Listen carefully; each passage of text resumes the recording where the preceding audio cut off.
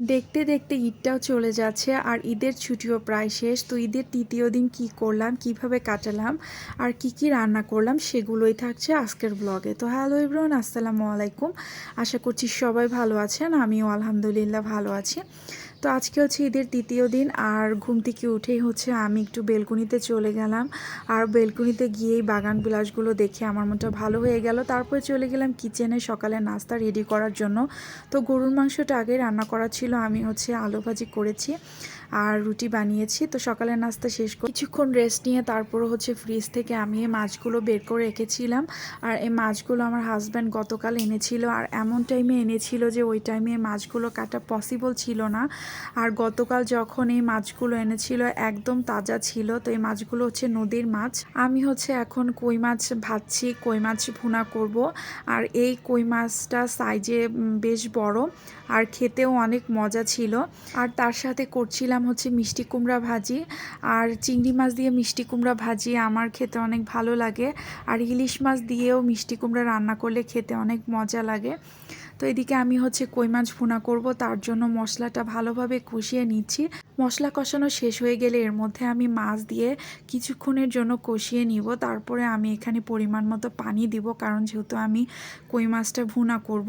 তো আমি এখানে পরিমাণ মতো পানি দিয়ে দিয়েছি আর কয়েকটা হচ্ছে কাঁচামরিচ দিয়ে দিয়েছি। তো এটা আমার রান্না হচ্ছে। আর এই দিকেও মাছটা কাটা আর হচ্ছে ধোয়া শেষ। তো এখন হচ্ছে এই মাছটা আমি ভালোভাবে হচ্ছে হাতে মাখিয়ে নিব। আর এখানে পাঁচমিশালি মাছ আছে, আর এইটা হচ্ছে একদম নদীর ফ্রেশ মাছ। এটা খেতে কিন্তু খুবই মজা। তো এখানে আমি বেশি পরিমাণে হচ্ছে পেঁয়াজ আর মরিচ কুচি দিয়েছি। তার মধ্যে আমি একটু আদা রসুন বাটা, তারপর হচ্ছে লবণ, তেল, হলুদ, মরিচ আর হচ্ছে ধনিয়া জিরা গুঁড়ো দিয়েছি। তো আমি এটা মাছ অনুযায়ী পরিমাণ মতো দিয়ে দিয়েছি। এটা এখন হচ্ছে আমি হাতে ভালোভাবে মাখিয়ে নিব, কারণ এই ছোট মাছ যত হাতে মাখিয়ে রান্না করব এটা খেতে কিন্তু তত মজা হবে। তো আমি জানি যে এখানে অনেক মশলা দিয়েছি, তো যেহেতু মরিচ আছে আমার হাত জ্বলতে পারে। তো আমি এটা ভালোভাবে হচ্ছে মাখিয়ে নিয়েছি তারপরেও। তো এটা আমার মাখানো শেষ। এখন হচ্ছে আমি পরিমাণ মতো পানি দিয়ে চুলায় বসিয়ে দিয়েছি। তো এই দেখেন আমার মাছের চচ্চড়ি একদম রেডি। তো যেহেতু গত 2 দিন ধরে হচ্ছে মাংস পোলাও খাচ্ছি, মুখ একদম অরুচি হয়ে গেছে। তো ভাবলাম যে আজকে হচ্ছে মাছ আর সবজি খাবো। তো আমরা যেহেতু ভাই মাছে ভাতে বাঙালি, মাছ ছাড়া সবজি ছাড়া বা ডাল ভর্তা এগুলোই আমাদের হচ্ছে ভালো লাগে খেতে। মাংস কিন্তু রোজ রোজ আসলে খেতে ভালো লাগে না। তো অনেক মজা করে খেলাম আলহামদুলিল্লাহ।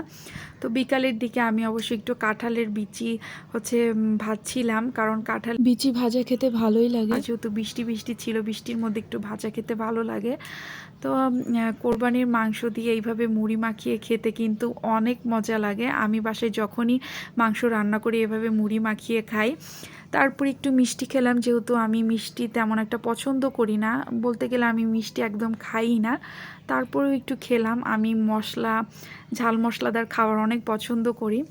রাতের দিকে আমার হাজব্যান্ড কিছু আম নিয়ে আসছিল, তো সেগুলো আমি হচ্ছে একটু গুছিয়ে রাখছিলাম। আর ঈদের ছুটি যেহেতু প্রায় শেষের দিকে, তো যারা গ্রামে গিয়েছে তারাও আস্তে আস্তে ঢাকায় ব্যাক করছে। তো তারা যেন সবাই সহি সালামত মতো যার যার স্থানে পৌঁছে যায়। তো আমার পেজটাকে অবশ্যই সবাই সাপোর্ট করবেন, like, follow, comments and share করবেন। তো আজকের মতো ব্লগটা এখানেই শেষ করছি। আল্লাহ হাফেজ।